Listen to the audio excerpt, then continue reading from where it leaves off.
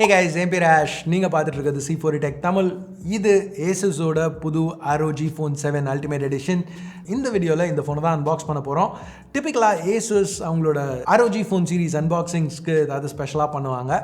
So என்னென்னு பார்க்கலாம். Box ரொம்பவே வித்தியாசமாக பண்ணியிருக்காங்க. கேம்ஸில் நம்ம பார்க்குற கலெக்டபிள் ஐட்டம்ஸ் மாதிரி இருக்குது. ஒரு மேக்னெட்டிக் டைப் ஃப்ளாப். ஓகே, டோட்டலாக ரிமூவ் பண்ண முடியும். இது ஏதோ ஏஆர் ஸ்டஃப்க்கு யூஸ் பண்ணுவாங்கன்னு நினைக்கிறேன். ஏன்னா ஜென்ரலாக ASUS ஏதாவது வித்தியாசமாக அவங்க ஃப்ளாக்ஷிப் ROG ஃபோன் அன்பாக்சிங்க்கு ஏதாவது ஒரு எக்ஸ்பீரியன்ஸ் இன்க்ளூட் பண்ணுவாங்க. ஓகே, இப்போ பாக்ஸை ஓப்பன் பண்ணுவோம். ஓப்பன் பண்ணோன்னா உள்ள ஒரு சின்ன பாக்ஸ் இருக்குது. ஓகே, இதில் ஃபார் தோஸ் ஹூ டேர் அப்படின்னு மென்ஷன் பண்ணியிருக்காங்க. ஸோ இது ROGயோட டேக்லைன். நைஸ். ஓப்பன் பண்ணோன்னா உள்ள ROG சிம் இஜெக்டர் டூல் இருக்குது. ASUS எப்போவுமே customise sim ejector tools offer பண்ணுவாங்க. எனக்கு அந்த அட்டென்ஷன் டு டீட்டெயில் பிடிக்கும். ஸோ இங்கேயும் அதே தான் பண்ணியிருக்காங்க. அடுத்து ஏரோ கேஸ். இது ஒரு ஹார்ட் ஷெல் பம்பர் கேஸ். டிப்பிக்கலாக மற்ற பிராண்ட்ஸ் மாதிரி ASUS ஹார்ட் இல்லை சாஃப்ட் கேஸ் யூஸ் பண்ண மாட்டாங்க. ஏன்னா அந்த ஏரோ ஆக்டிவ் கூலர் கம்பேட்டபிலிட்டிக்காக இந்த மாதிரி பம்பர் கேஸஸ் தான் ப்ரொவைட் பண்ணுவாங்க. ஓகே, இப்போ நம்ம ஃபைனலாக ஃபோனுக்கு வருவோம். ROG Phone 7 Ultimate Edition. So protective பிளாஸ்டிக்கை ரிமூவ் பண்ணலாம்.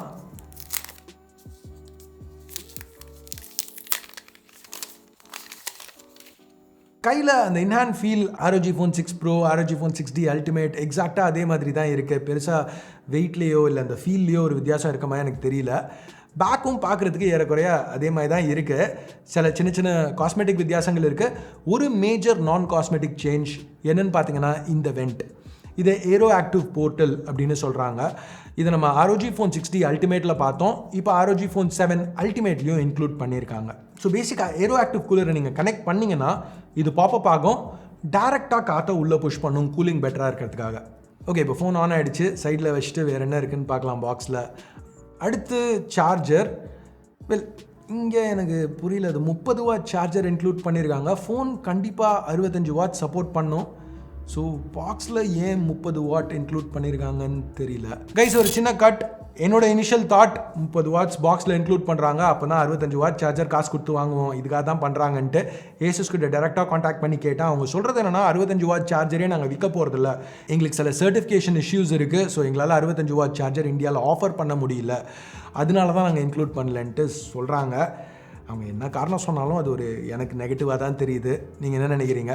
எனிவேஸ், இந்த ஃபோன் வாங்கணும்னு நினைக்கிறவங்களுக்கு ஒரு சின்ன இன்ஃபர்மேஷன். எஸ், இது ஹைப்பர் சார்ஜ்னு அவங்க மார்க்கெட் பண்ணாலும் மற்ற பிராண்ட்ஸ் மாதிரி இது ப்ரொப்ரைட்டரி டெக்னாலஜி கிடையாது. ஸோ நீங்கள் எந்த ரெகுலரான 65 வாட் USB PD சார்ஜரை யூஸ் பண்ணியும் இந்த ஃபோனை 65 வாட்ஸில் சார்ஜ் பண்ணலாம். ஓகே, இப்போ அன்பாக்சிங்க்கு திருப்பி வருவோம். ஸோ அடுத்து ஒரு USB Type-C கேபிள் இருக்குது. ஒரு நல்ல குவாலிட்டி பிரைடட் கேபிள் கொடுத்துருக்காங்க. என்ன கேட்டிங்கன்னா விலை அதிகமான ஃப்ளாக்ஷிப் ஃபோன்ஸ்க்கு எல்லா பிராண்ட்ஸுமே பிரைடட் Type-C கேபிள் கொடுக்கணும். ஏன்னா இங்கே நல்லா இருக்குது, இம்ப்ரெசிவாக பண்ணியிருக்காங்க. இது போக இன்னும் சில விஷயங்கள் இருக்குது, வேறு என்ன இருக்குங்கிறத பார்ப்போம். ஓகே, இது பிளாஸ்டிக் ரிமூவ் பண்ணி பார்ப்போம். ப்ராபப்ளி ஏரோ ஆக்டிவ் கூலர் 7க்கு ஒரு பவுச்சுன்னு நினைக்கிறேன். எஸ், ஏரோ ஆக்டிவ் கூலர் 7க்கு ஒரு பவுச். இப்போ நம்ம அந்த ஏரோ ஆக்டிவ் கூலர் 7க்கே வருவோம்.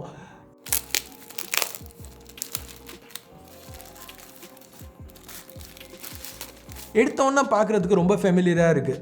ஏரோ ஆக்டிவ் கூலர் 6 மாதிரி தான் இருக்குது. பட் க்ளோஸாக பார்க்கையில் 2 கூலர்ஸ்க்கும் சில வித்தியாசங்கள் இருக்குது, சில விஷயங்கள் அப்கிரேட் பண்ணியிருக்காங்க. பின்னாடி இந்த ROG லோகோ இப்போ இது RGBயில் இருக்குது. ஃபேனில் அந்த ROG இன்னும் விசிபிளாக இருக்குது. ASUS இந்த ஃபேனை அப்கிரேட் பண்ணியிருக்கோன்னு சொல்கிறாங்க. விஷுவலாக பார்க்கையிலே தெரியுது. இப்போ பிளேட்ஸ் இன்க்ரீஸ் பண்ணியிருக்காங்க. கிக் ஸ்டாண்டையும் லைட்டாக மாற்றிருக்காங்க. எனக்கு போன ஜென்ரேஷன் கிக் ஸ்டாண்ட் சுத்தமாக பிடிக்கல. இந்த தடவை அவங்க மாற்றிருந்தாலும் எதுவும் எக்ஸ்ட்ரா ஸ்டர்டியாக இருக்க மாதிரி தெரில. யூஸ் பண்ணி பார்த்து தான் சொல்ல முடியும். இந்த பாயிண்டில் எனக்கு ரொம்ப இம்ப்ரெசிவாக படல. இப்போ இங்கே நீங்கள் பார்க்குற இந்த ஃபின்ஸும் இப்போ இன்னும் டென்ஸாக பேக் ஆகிருக்கு. ஸோ கூலிங் கொஞ்சம் இம்ப்ரூவ் பண்ணியிருக்க மாதிரி தான் தெரியுது. இது போக ஒரு மேஜர் சேஞ்ச், இந்த டாப்பில் இந்த பார்ட் இருக்குல்ல, ஸோ இது வெறும் கிளிப் பண்ணுற மெக்கானிசம் மட்டும் இல்லை, இங்கேயே ஒரு வெண்ட் கொடுத்துருக்காங்க. ஸோ அந்த ஃபேன் ரன் ஆகையில் காற்று ஸ்க்ரீனுக்கு புஷ் ஆகுது. இதை யூஸ் பண்ணையில் 8 டிகிரி வரைக்கும் டிஸ்பிளே டெம்பரேச்சர் ட்ராப் ஆகுங்கிறது ASUSோட கிளைம். ஓகே, இப்போ நம்ம டக்குன்னு ஃபோனை செட்டப் பண்ணுவோம். கைஸ், நான் செட் பண்ணிட்டு இருக்கேன். ஒரு இன்ட்ரெஸ்டிங்கான விஷயம் நோட்டீஸ் பண்ணேன். ஸ்டார்டிங்லேயே ஃபோனில் 2 ஆப்ஷன் இருக்குது, ஸ்டாக் ஆண்ட்ராய்ட் ப்ரிஃபரன்சஸ் இல்லை ASUS ஆப்டிமைஸ்ட். பேசிக்காக இங்கே நீங்கள் ஸ்டாக் ஆண்ட்ராய்டு ஆப்ஷன் சூஸ் பண்ணிங்கன்னா இந்த செட்டிங்ஸ் எல்லாமே ஸ்டாக்காக ரிமைன் ஆகும். உதாரணத்துக்கு அந்த குவிக் செட்டிங்ஸ் பேனல் இல்லை அந்த பவர் பட்டன் மெனு. இப்போ உங்களுக்கு ரெண்டுத்தையுமே மிக்ஸ் பண்ணணும்னா ASUS ஆப்டிமைஸ்டுக்கு கீழே உள்ள மோரை டேப் பண்ணலாம். ஸோ இப்போ இந்த ஒரு ஆப்ஷனையுமே நம்ம இண்டிவிஜுவலாக வேணுங்கிற மாதிரி சூஸ் பண்ணலாம். ஸோ இது எனக்கு ரொம்பவே ஃப்ரெஷ்ஷாக பட்டுச்சு. ஏன்னா பிராண்ட்ஸ் டிப்பிக்கலாக நாங்கள் இப்படி தான் கொடுப்போம், இதுதான் எங்களோட செட்டிங், இப்படி தான் நீங்கள் யூஸ் பண்ணணும் அப்படின்னு சொல்லுவாங்க. ASUS இங்கே ஆப்ஷன்ஸ் கொடுக்குறது போது எனக்கு கொஞ்சம் ஃப்ரெஷ்ஷாக தெரிஞ்சது. ஓகே, இது வந்து அந்த போகோ பென்ஸ். இப்போ இந்த தடவை இந்த ஏரோ ஆக்டிவ் கூலரில் சில எக்ஸ்ட்ரா விஷயங்கள் பண்ண முடியும். உதாரணத்துக்கு அந்த ஹெட்ஃபோன் ஜாக் திருப்பி எடுத்துகிட்டு வந்திருக்காங்க. அது மட்டும் இல்லாமல் இந்த ஏரோ ஆக்டிவ் கூலரில் இப்போ ஒரு சப்வூஃபர் இன்க்ளூட் பண்ணியிருக்காங்க. ஸோ பேஸ் தாறுமாறாக இருக்குது. ஸோ எனிவேஸ் இந்த எக்ஸ்ட்ரா ஃபங்க்ஷன்ஸ்லாம் இருக்கிறதுனால 2 எக்ஸ்ட்ரா போகோ பின்ஸ். இந்த டைப் சி போர்ட் இன்னமும் வீடியோ அவுட் சப்போர்ட் பண்ணும். ஸோ இந்த மாதிரி ஒரு செட்டப் உங்களுக்கு யூஸ் பண்ணணும்னா இந்த ஃபோனில் பண்ண முடியும். ஸோ இங்கே இந்த ஃபோனை நான் என்ரியல் ஏர் கிளாஸஸோட பேர் பண்ணியிருக்கேன். ஸோ இப்போ நான் விளையாடுற கேம்ஸை கண்ணு முன்னாடி ஒரு 100 இன்ச் டிஸ்பிளேல பார்த்துட்டு இருக்கேன். ஸோ இந்த கிளாஸஸ் பற்றி உங்களுக்கு ஒரு வீடியோ பார்க்கணுன்னாலும் கீழே கமெண்ட்ஸில் சொல்லுங்கள். இந்த கிளாஸஸ் கூட மட்டும் இல்லை, நார்மலான எக்ஸ்டர்னல் டிஸ்பிளே ஒரு மானிட்டருக்கு கூட கனெக்ட் பண்ணி இப்படி நீங்கள் யூஸ் பண்ணலாம். கைஸ், திருப்பி ஒரு சின்ன கட். கடைசி 2-3 வருஷமாக லேட்டஸ்ட் ROG ஃபோன் ப்ளஸ் குனாய் கேம்பேட் என்னோட ஹேண்டில் கேமிங்க்கு அதுதான் கோ டு செட்டப்பாக இருந்துச்சு. இந்த சேனலை ஃபாலோ பண்ணுறவங்களுக்கு அது ஏற்கனவே தெரியும். பட் இந்த வருஷம் ASUS அனுப்பிச்ச மெட்டீரியல்ஸ் வச்சு பார்க்கல குனாய் கேம்பேட் 3க்கு ROG Phone 7 கம்பேட்டபிலிட்டி இல்லை அப்படின்னு சொல்லியிருந்தாங்க. அது ஆக்சுவலாக இல்லை, கம்பேட்டபிலிட்டி இருக்குது. இங்கே கனெக்ட் பண்ணிங்கன்னா எல்லாமே பர்ஃபெக்டாக ரன் ஆகுது. அவங்க ஏன் கம்பேட்டபிலிட்டி இல்லைன்னு சொல்கிறாங்கன்னா, இந்த கேமராவும் இந்த பிளாஸ்டிக்கும் லைட்டாக டச் ஆகுதான், அதனால கம்பேட்டபிலிட்டி இல்லைன்னு சொல்லிட்டாங்க. ஸோ நீங்கள் ஏற்கனவே ஒரு குனாய் கேம்பேட் 3 செட்டப் வச்சுருந்தீங்கன்னா அவசரப்பட்டு வித்துறாதீங்க. ROG Phone 7ஓட ஒர்க் ஆகும். எனக்கு இது ஒரு மேஜர் விஷயமாக இருந்துச்சு. எனிவேஸ், இப்போ நம்ம திருப்பி அன்பாக்சிங்க்கு வருவோம். இது போக இன்னும் நிறைய கஸ்டமைசேஷன் ஆப்ஷன்ஸ் இருக்குது. கிளாசிக் இல்லை டிஃபால்ட் ஐகான்ஸ் சூஸ் பண்ணலாம், ஜெஸ்டர்ஸ் இல்லை பட்டன்ஸ். இப்போ ASUS ஆப்பிள் ரீச்சபிலிட்டி மாதிரியே ஒரு 1 ஹேண்டட் மோட் ஆப்ஷனும் எடுத்துகிட்டு வந்திருக்காங்க. ஃபைனலாக இதான் அந்த ஸ்பெஷல் கேம், அவங்களோட unboxing experience, ultimate unboxing experience.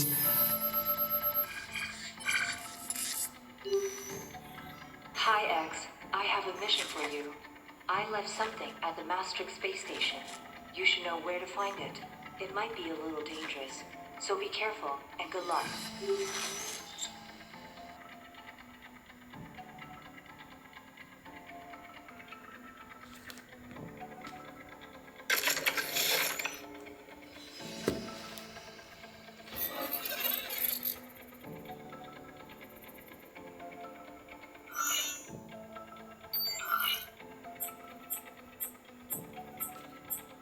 Okay, இந்த ஃப்ளாப்பில் ஆக்சுவல் பட்டன்ஸ் இருக்குது புஷ் பண்ணுறதுக்கு. நல்லா பண்ணியிருக்காங்க.